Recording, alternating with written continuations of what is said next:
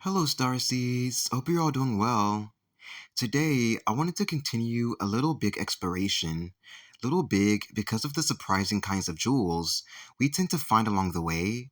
that I started doing last month on here after realizing that other phases of the moon, besides the full moon and new moon, don't typically get assessed by tarot card readers pretty much at all, I've noticed myself, which is when I decided to hop on this brand new, incredibly rewarding challenge of reading ignored moon phases for the Twin Flame and Starseed Collective, while receiving beneficial healing and enlightening insights from it at the same time. So this week, we're going to be focusing on the Waxing Crescent Moon that started yesterday the 3rd, meaning we've missed a day, which will be in this phase while slowly progressing out of it up until the 8th of this month of November. But before getting into the mini tarot reading adventure for the first wave Ascending Starseed Collective, let's first go over what the Waxing Crescent Moon even is, if you're unfamiliar or new like myself, as well as how it affects us whenever present. When Googling exactly what the Waxing Crescent Moon is, before using my intuition right afterwards, it stated that the Waxing Crescent Moon is a phase of the moon that occurs when a small portion of the moon is visible from the ground. It is the second phase of the moon's cycle and appears following the new moon. It is mostly visible in the western sky shortly after sunset and lasts for about a week until finally transitioning into the first quarter phase of the moon, in which we'll be covering and dissecting on here for both the Twin Flame and Starseed Collective in about 5 days. The moon's orbit carries the illuminated side of the moon farther into view, making it appear to grow each day. The angle of the moon and the sun during a waxing crescent moon causes gravitational pulls on the tides to cancel each other out, which decreases the amount of tidal pull. When using my intuition, my guide stated that the waxing crescent moon is here to work with the energetic theme at play at the time, meaning the current zodiacal influences at play, us being in Scorpio right now, for example, in order to shift things along for the Ascended Star Collective, undergoing a continued spiritual awakening process to help us ascend into the 5D timelines of pure bliss that we've been striving up towards. How it works for us and with us, if intended, is that it helps our hearts open up on an emotional level, as crescent moons tend to do, crescent having a bit to do with crying as we part ways with the limiting past another layer, so that we may have the understanding that we need, the insight, as well as the strength, all of this accumulated to move forward in life more whole, self-realized, conscious, and independent than ever before. The shifts that we make throughout the waxing crescent phase is a sort of setup and adjustment period for when the first quarter phase finally arrives here.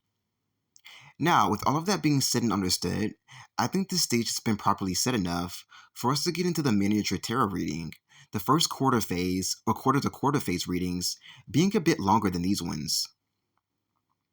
First up, we have the Seven of Wands to provide us first wave starseeds the messages we need regarding how the waxing crescent moon will be affecting us for the first week or so this month of November.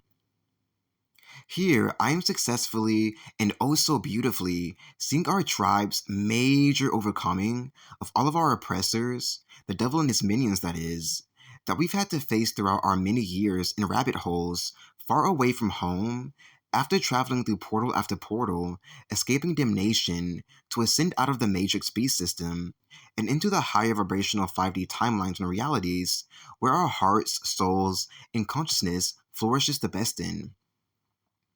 These minions that I speak of are natural haters and slanderers of Christ, God, and his children, especially the chosen ones, at the forefront of the mission we were selected for, to bring heaven down to earth, which we've already successfully done over these past few days. Woohoo! Working diligently at this with the fairy kingdom, mainly of all, ultimately setting all of mankind free.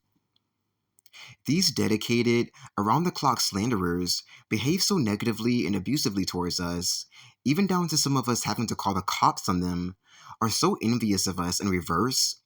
which is how they function rather than forwards, due to the inheritances and magical birthrights they can sense beneath the surface, meant to be bestowed to us, because of our innate, effortless princeship and princesship, as well as because their god, Pennywise the Clown, that is, as he's the one hosting and maintaining the False Light Arena that they love playing in so much, which we are going to shut down together right now, simply gives them the permission to, without guilt, shame, or reaping the consequences of their actions like normal, which we are also going to shoot right their way, like a bolt of lightning they can never see coming right now, to get this bullshit won and officially done at last. Feeling the energetic feedback responses of all of their pain, suffering, shame, and humiliation, which I'm going to intend you receive through the etheric plane, will add to the celebratory vibes playing throughout the air due to our major victory battling the most ruthless evil, providing us with a great, much needed laugh, and setting us innately free on a much deeper level than attainable before. This feels like this is truly it, Michael Jackson. Not with their false light, Dead Light's clown, destroyed once and for all, which I'm going to check in on right quick to make sure it's totally done. Completely overturning the stolen, abused, ever so poorly neglected Matrix grid right to our hands to be played with in the New Earth, Middle Earth timeline in the grandest of ways, and relieving us precious, forsaken Starseed warriors of duty once and for all, which I'm going to ask restored to us in full in terms of preciousness, innocence, and sacredness, which it looks like the young black starseed, levitating safe and sound above her former oppressors, in her fully ascended goddess position, has entirely embodied her sacredness.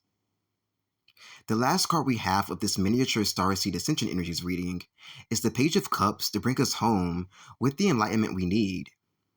Here, the two hands coming together to form a heart to the right of the young, hip page is coming with the energies of both sides of the puzzle being put together from the very start of our spiritual awakening journey to the very end of it, with everything that we've learned, acquired, and experienced within this time frame, 12 to 15 years for most of us, able to be wrapped up in a bow, fully accumulated, and tucked into our heart's, soul, and wisdom body, you could call it, so that we may grow into the brand new adults that we're supposed to be on the most high level, that being 5D or higher if you're able to,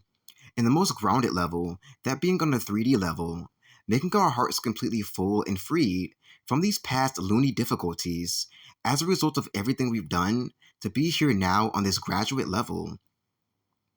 Feeling nostalgic and like you need to take time to think over and reflect on the past several years while you're away from the norm, being forced to battle and master light and dark in order to attain enlightenment and a second higher sight is likely to be had due to the gradual complete closure of this former mission that isn't yours anymore, as it's been completely mastered and dominated by the most cunning, intelligent, surprising, inspiring, brightest badass rebels the devil ever could face within his entire existence, I'm going to call it. So please do so as we fairies do best, and reflect, reflect, reflect, and cry as much as you need to, for the time is now more than it ever was before to do this. Interestingly, it feels as if there is a wave or force of energy surrounding the young page's head, rushing upward slowly, so that his consciousness may somewhat grab and download his abundance of inheritance right from the ethers, represented by the golden bowl diagonal to him and the lucky flying pig floating just above it.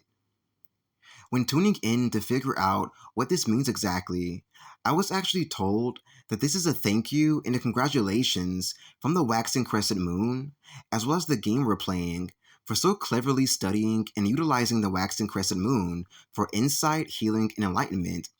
and that this is a sort of shortcut that we've taken through the backdoor matrix exit to grab what we need from the devil and haul ass to our chosen destination, wherever our heart and soul leads us. Now, if this isn't the way to end the Hunger Games ascension process, like the rebellious, youthful original gangsters we are, then I don't know what is. So grab all that's yours, kids, and haul ass right back home to where your heart and soul truly is and wants to be. For now is the time to think of yourself. Remember who you are entirely now with this great wake up that comes with it. Put yourself first for once where it truly counts, and keep it this way for the rest of your days, never denying yourself or letting yourself go for nobody ever again. And that concludes this mini tarot reading / energy healing session regarding the waxing crescent moon and its effects on the Starseed warriors, or should I say our effects on it, of the first wave of Ascension. I hope that you found all of the enlightenment you needed from this. Look forward to more readings, much more positive, however, covering this stage of the moon in the future. Take charge of your lives, love yourselves endlessly, put yourselves first humbly and consciously, say goodbye to the former enemy. Comment down below if you have any questions, subscribe if you've received some form of enlightenment, donate if you feel you need the communion, and stay blessed, beautiful seeds.